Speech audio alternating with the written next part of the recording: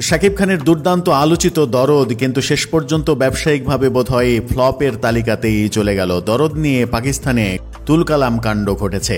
দেশ এবং দেশের বাইরের প্রেক্ষাগৃহে এখনও প্রদর্শিত হচ্ছে শাকিব খানের দরদ। এর মধ্যেই জানা গেছে পাকিস্তানে মুক্তি পেতে যাচ্ছে, কিন্তু হঠাৎ করে মঙ্গলবার শোনা গিয়েছিল নতুন কথা, আপাতত পাকিস্তানে মুক্তি পাচ্ছে না দরদ। কারণ হিসেবে জানা গেছে পাকিস্তানি একটি পরিবেশক প্রতিষ্ঠানের কর্তা ব্যক্তিরা ছবিটির প্রিভিউ কপি দেখার পর দেশটিতে ছবিটি প্রদর্শনের সিদ্ধান্ত থেকে সরে এসেছেন। পরিচালক অনন্য মামুন বলেছেন, অন্য পরিবেশকের মাধ্যমে শিগগিরই ছবিটি দেশে মুক্তি পাবে। দরদ বাংলাদেশে মুক্তির তৃতীয় সপ্তাহ পার করতে চলেছে।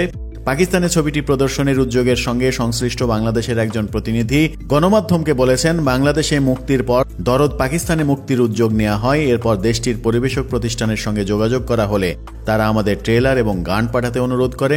তারপর ছবিটির একটি প্রিভিউ কপিও পাঠাতে বলে। আমরা তাদের কথা মতো প্রিভিউ কপি পাঠাই। সেই পরিবেশক প্রতিষ্ঠান ছবিটি দেখার পর আমাদের জানায়, পাকিস্তানি দর্শকরা যে ধরনের ছবি দেখতে চান এই ছবি আমাদের সেই লক্ষ্য পূরণ করতে পারবে না, তবে আমরা বাংলাদেশের ছবি চালাতে চাই, এই ছবি চালাতে চায় না। পাকিস্তানে প্রিভিউতে ব্যর্থ হলো দরদ। দরদ কি এবার সত্যি সত্যি ফ্লপের তালিকায় পড়ে যাচ্ছে? বাংলাদেশের হলগুলো বিবেচনায় আনলেও সেরকম খবরই আসছে দরদের জন্য। দরদ খুব একটা আলোড়ন সৃষ্টি করতে পারেনি, দর্শকদের তৃপ্ত করতে পারেনি, তাই হল ফেরা দর্শকের মুখে দরদের প্রশংসা শোনা যাচ্ছে না।